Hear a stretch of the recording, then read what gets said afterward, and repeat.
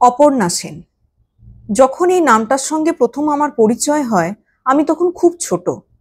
শ্বেত পাথরের থালা, এই ছবিটা তখন সিনেমা হলে চলছে। আমরা বর্ধমান শহরে থাকি। বাড়িতে মা, জেঠিমা, মাসি সবাই এক হয়ে ওই ছবিটা দেখতে যাচ্ছে। আমি তখন খুবই ছোট, বুঝতে পারছি না যে সবাই কেন এত সিনেমা দেখতে যাচ্ছে। পরে পরে আমি যখন বড় হলাম এবং আমি যখন শ্বেতপাথরের থালা দেখলাম, তখন আমিও খুব অবাক হলাম যে কিভাবে একজন মানুষ এরকম সুন্দর অভিনয় করে।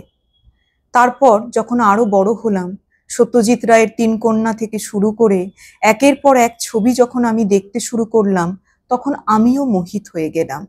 সুনন্দিনীর আড্ডায় আমাদের এ সপ্তাহের আলোচনার বিষয় অপর্ণা সেন।